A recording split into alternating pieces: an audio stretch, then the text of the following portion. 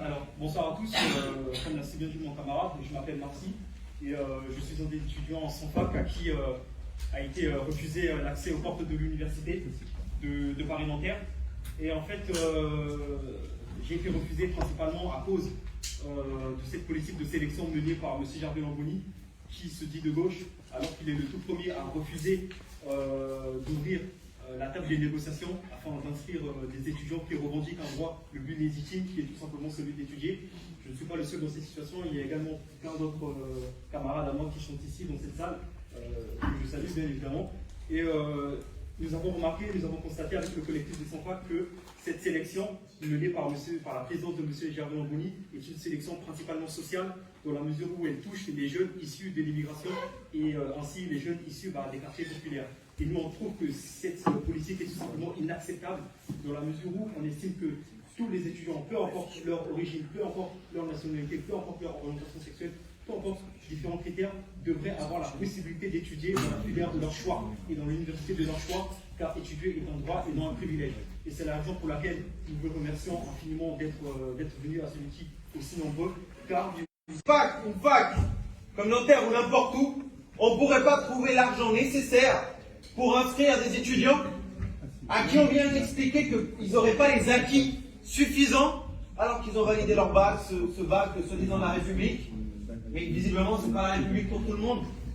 Ce bac, une licence, soi-disant, on nous a expliqué pendant des années qu'il fallait, après la licence, absolument faire un master. Mais par contre, on empêche les jeunes de pouvoir accéder au master, et pire que ça, la prochaine grande réforme du gouvernement vis-à-vis des facs, c'est une réforme pour durcir la sélection au master. Alors, cette société, on la voit bien, elle roule tout le temps pour les plus riches, et la sélection à l'université n'est rien d'autre que le reflet de cette politique antisociale, austéritaire, extrêmement dégueulasse, et qui est menée dans des universités, y compris par des gens, comme le président de notre fac, M. Gervais Lamboni, qui se revendiquent de la gauche, mais qui aujourd'hui appliquent une politique austéritaire et antisociale. Alors nous, le message qu'on a envie de mener aujourd'hui, il est simple. Les camarades aujourd'hui qui organisent ce meeting, on leur remercie profondément. L'année dernière, on a eu l'occasion de rencontrer Willy dans le cas de la lutte qu'on a menée sur la fac de Nanterre, où il y a eu une occupation de 9 mois menée par le collectif des SANFAC de l'année dernière, qui a réussi à arracher plus de 70 inscriptions et à gagner, en fait, malgré l'agressivité qu'on avait en face. Cela n'aurait pas été possible sans faire ce que les camarades disent dans le nom de l'association qui organise ce meeting, aide coup d'un coup. On a sollicité du soutien dans le monde du travail, dans le monde universitaire, dans les familles, dans le monde syndical, partout, pour pouvoir mener ce combat. On est aussi aux côtés de ceux qui, dans d'autres secteurs, dans le privé, dans le public, se battaient contre les conséquences de la loi du patronat et de la loi du capital qui s'applique aujourd'hui à tous les niveaux de la société. Et on a vu que lorsqu'on se mettait coude à coude, c'était le seul et unique moyen de pouvoir affronter cette agressivité-là, qui est celle, en fait, aujourd'hui, tout simplement des classes dominantes qui appliquent partout leur politique.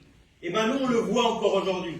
Dans le temps qui me reste, ces dernières semaines, elles ont montré qu'en réalité, il y avait moyen, il y avait envie, dans les usines, dans les quartiers, dans les lieux d'études, dans la rue, de pouvoir mettre un stop à ce gouvernement des 49.3, de la réforme des retraites, de l'exonération fiscale, de la crise climatique, qu'il y avait moyen, il y avait envie de lui mettre un stop à ce gouvernement.